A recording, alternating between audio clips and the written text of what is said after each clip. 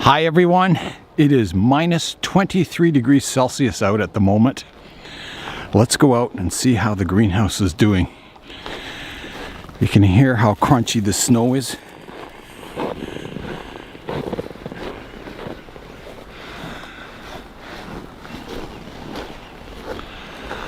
Here we are at the greenhouse. I can always tell how warm it is by the snow on the roof and the frost on the sidewalls. So I can tell it's pretty cold. Alright, let's go in and see what temperature it is inside.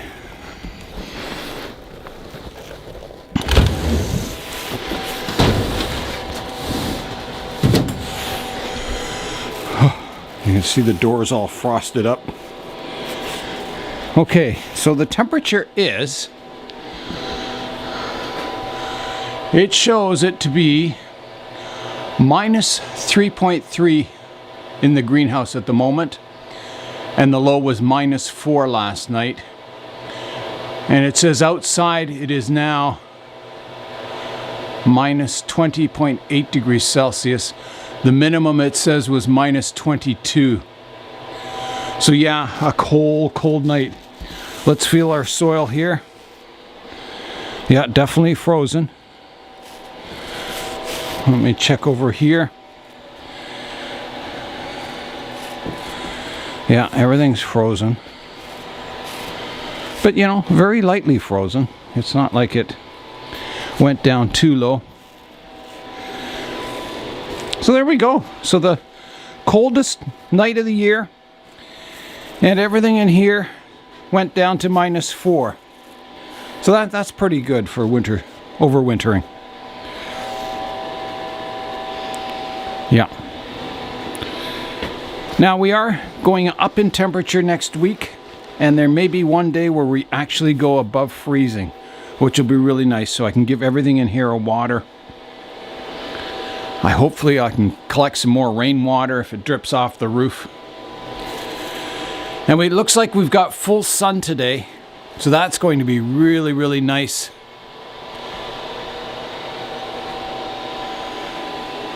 My plant room indoors, on the coldest night of the year so far, it went down to 10 degrees Celsius. And the basement, that went down to 5 degrees Celsius. Pretty cool, but that's until I finish the plant room. I think next year, when I get it all finished and sealed up, it'll be warmer in there. I noticed I have a lot of airflow from those outside styrofoam panels. I never taped up the cracks, and the wind comes in through there, so that's the reason it's so cool, I think. Today it's a road trip. I'm heading off to Tropical Expressions in Hamilton, Ontario. They have a whole bunch of new stock in, so we're going to meet down there and check it all out. I'm meeting Jay from Blue Jay Bonsai, Connor from both clubs, and Mike. That should be a lot of fun. I didn't heat the poly greenhouse, the plastic one. I thought I better keep both heaters running in the glass greenhouse last night because I have a lot of sensitive type trees in the glass greenhouse. I've got my Japanese black pine, my Osage orange, trident maple. There's a few other species that are catalpa that are quite sensitive to the cold. So I thought I better keep this greenhouse warm, and I'll take my chances on the trees in the other greenhouse. Hopefully they'll be all right. Does look like a beautiful day today.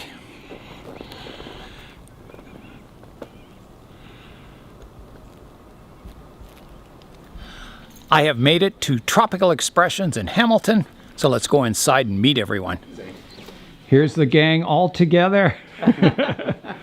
Hi, everyone. Great to see everyone again. Yeah. It's nice and warm. Not negative 20. Well, Jay's been greenhouse hopping the whole weekend. That's all he does. He goes from greenhouse to greenhouse. It's cheaper than Florida. I told you to bring your lawn chair with you. You can just set it up somewhere here in the greenhouse and get your suntan going. It is the next day now. I really had fun at Tropical Expressions. seeing all the new trees that they got in, thousands of them. It was fantastic looking through them all, and it was really nice to see the club members there once again. I did buy a few small things. I got this rickshaw. I'll show you that, if you can see it. There it is. So I thought that would look good in the Chinese village penjing. So that's why I got that. And I got a desert rose. And the reason I picked this desert rose is it reminded me of the desert roses that naturally grow on Socotra Island near Yemen. And I eventually want to make like a forest, a desert rose forest, typical of Socotra Island. And I'll show you some pictures of Socotra Island. But first I'll show you my desert rose I got. So here it is. So I like it because it has a really natural form to it. It reminds me of those trees growing on the island. And it's not all that big. It's, you know, higher than my hand, but not by much. So I was thinking this would be the biggest tree in the forest, and then I could plant a whole bunch of small ones around it and create that look of Socotra Island.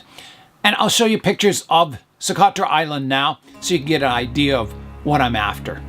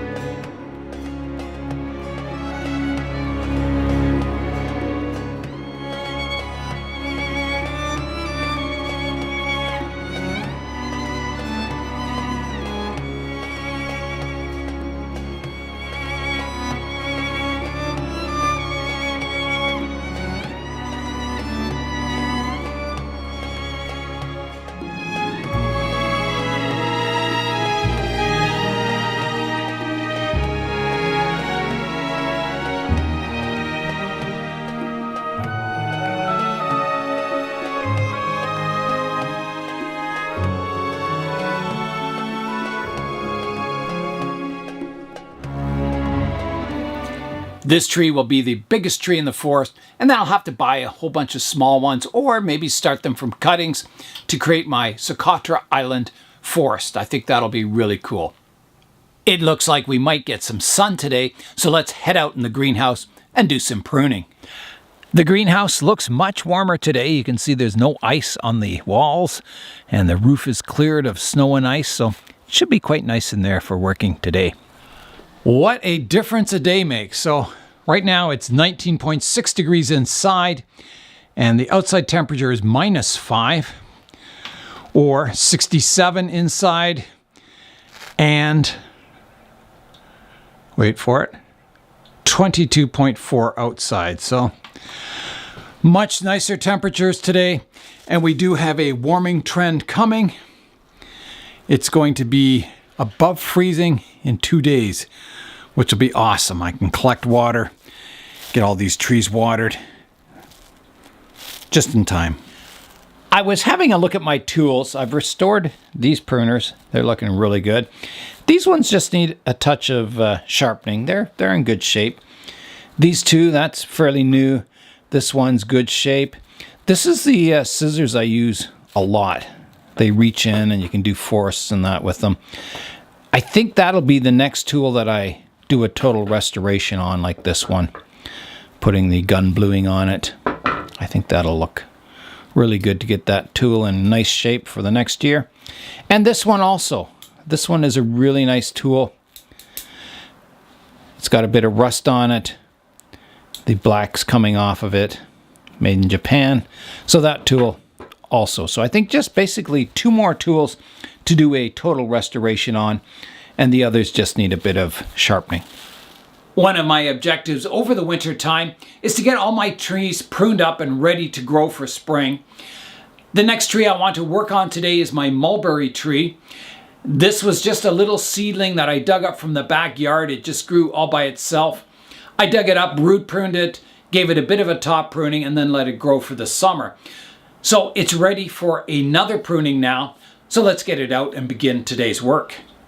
Here's a look at my mulberry tree. It's nothing special yet. It's just beginning its second year of bonsai training. So today I'll prune it up. Mulberry trees make excellent bonsai. They're vigorous, they're hardy, and really nice. And you can get fruit on them, which is kind of an added bonus. Here's a look at the tree. So the trunk comes up and it's kind of a curved trunk. You can see from this view, it has a bit of a curve to it. And this part kind of extends that curve. If I were to prune that off, it would be a little more upright. And this part kind of ends here. It was pruned off here and a whole bunch of branches have grown, and really none of those are flowing branches. They don't, flow upwards. So I'm going to prune that half of the tree off, of the upper structure off, and then develop the tree from these branches here. So I'll get out the pruners. All right, I'm going to use my fully restored branch pruners for this operation. So I'll come in here, I think about there.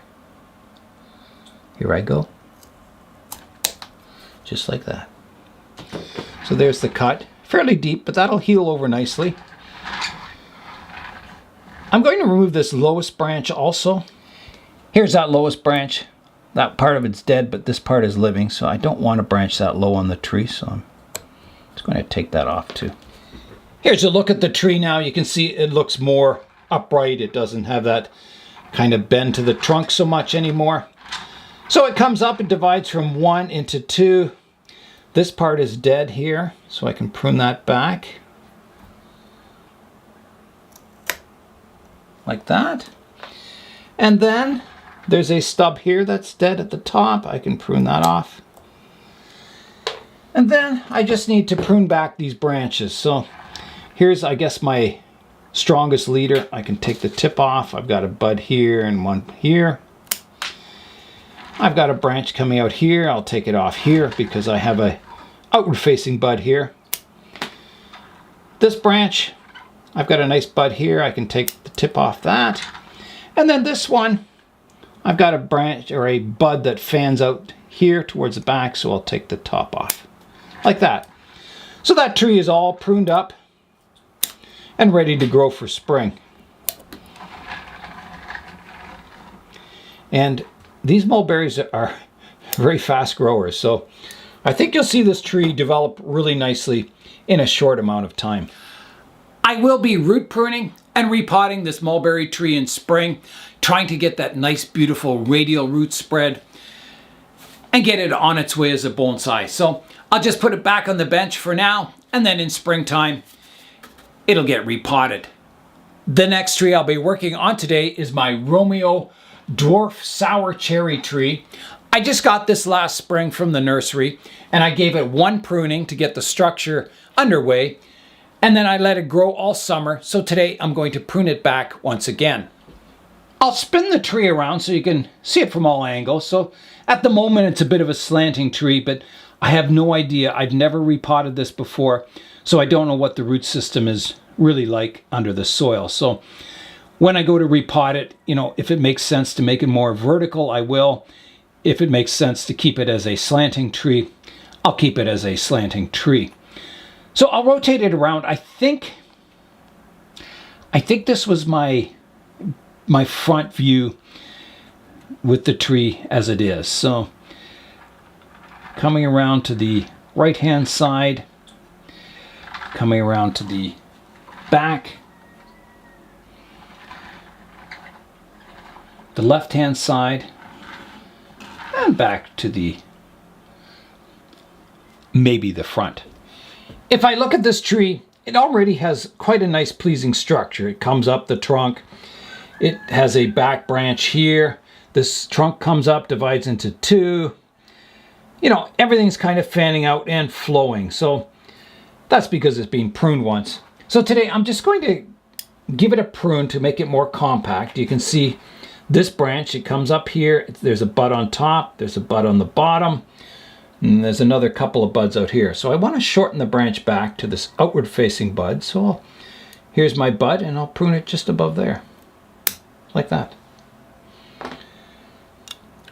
The apex here, You can see there's a stub from the last pruning. I'll just prune that flush.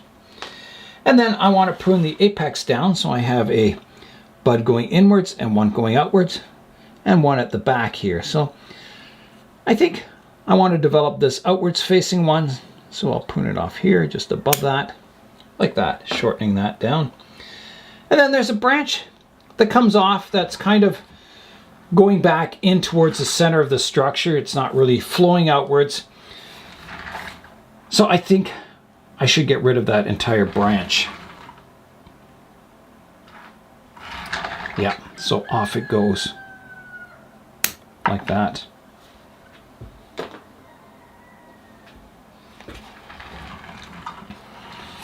Now, if I follow this back branch up, I've got a vertical section there,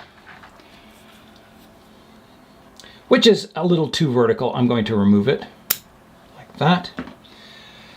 I've got one that comes off to the right-hand side, a back one to the left, another vertical one, which could take over as the leader of this branch, and I think I will. You can see this branch is fairly thick.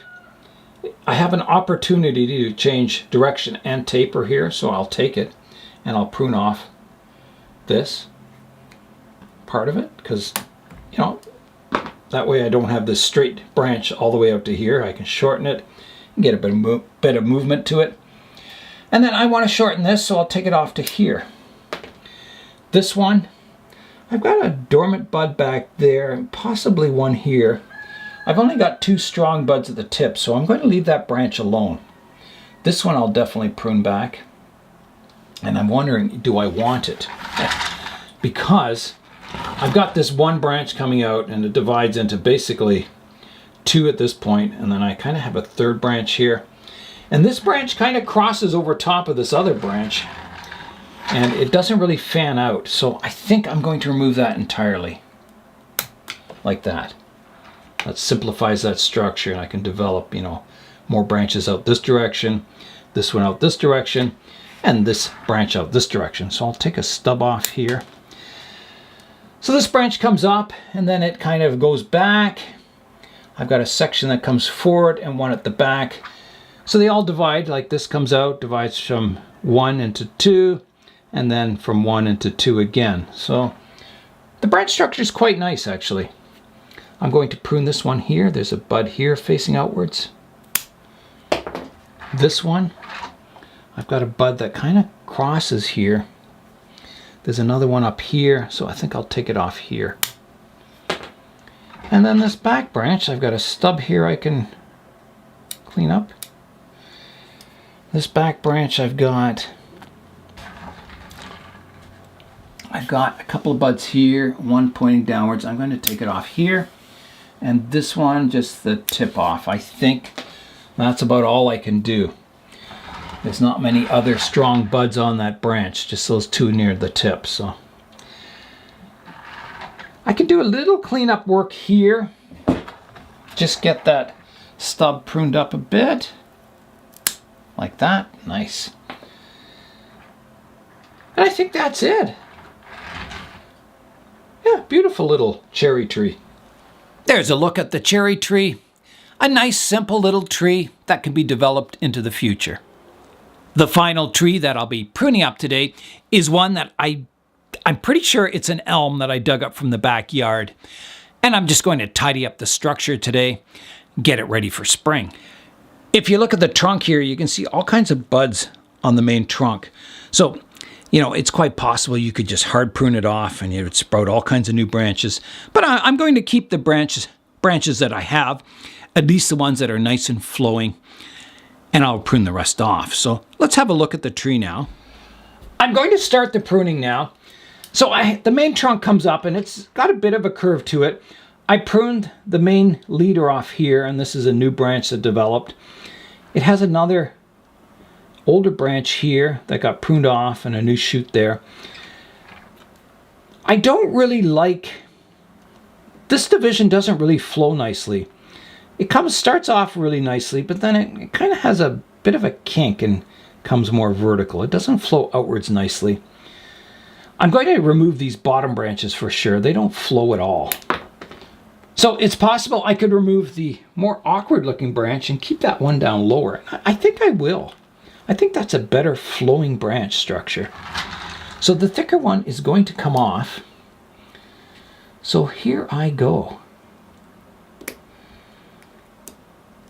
A little hard to get in here without damaging that lower branch. There I go. I don't know if I can clean that up any, but I'll try. Yeah, that's better. I could even go a little deeper, I think.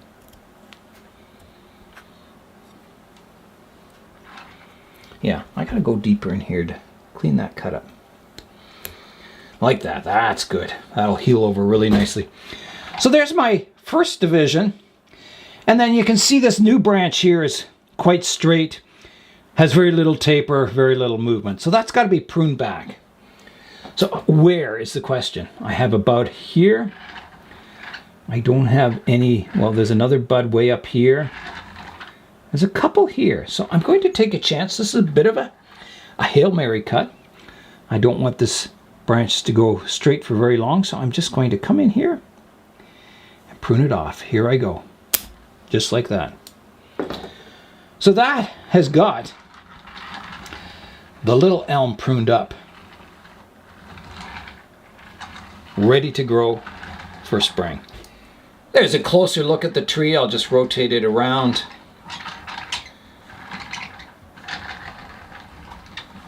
Yeah, a nice little tree now. After just having the coldest day of winter, I'm looking forward to some above freezing temperatures in the next couple of days. Hopefully I can collect a lot of rainwater and refill all my barrels. That's all for today. I'm Nigel Saunders. Thanks for joining me in the Bonsai Zone.